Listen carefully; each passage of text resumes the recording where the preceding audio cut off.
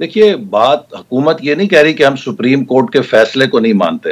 हुकूमत ये कह रही है कि हम 4 जजों के फैसले को तस्लीम करते हैं और 4 जजेस ने वाज़े तौर पे कहा था कि वो मोटो का केस नहीं बनता।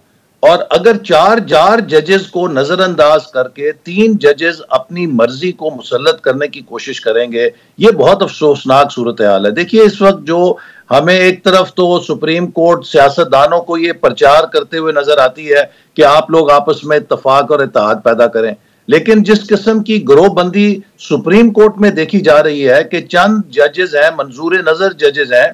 हमने सुना था अफसरों के लिए तो सुना था कि खुडे लाइन अफसर होते हैं, लेकिन सुप्रीम कोर्ट में जिस तरह नहायत सीनियर जजेस को खुडे लाइन लगा दिया गया है कि वो किसी बेंच का हिस्सा नहीं हो सकते। जितने सियासी नौयत के केसेस हैं उनमें मखसूस किस्म के जज साहिबान हैं, उनके नाम बच्चे बच्चे की जबान के ऊपर हैं। उनको बिठाकर मखसूस किस्म के अगर फैसले आते रहेंगे तो आप मुझे बताइए कि इससे अदलिया के वकार में इजाफा होगा? क्या अदलिया का किरदार गैर मुतनाज़ होगा, या अदलिया की वजह से पाकिस्तान नए सियासी बहरानों में और आइनी बहरानों के अंदर गिरफ्तार होगा?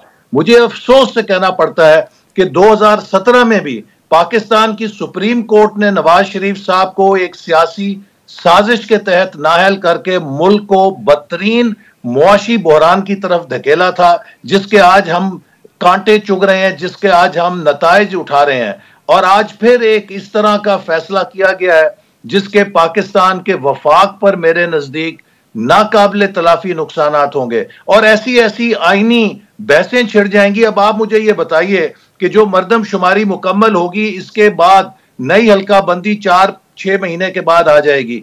तो अगर सूबे पंजाब में कोई जिमनी इलेक्शन होगा तो वो किस बुनियाद के ऊपर होगा? क्या वो नए हल्कों के ऊपर होगा? चूंकि नए हल्के के मुताबिक तो हो सकता है कि एक नशिस्त एक जिले से निकल के दूसरे जिले में जा चुकी हो।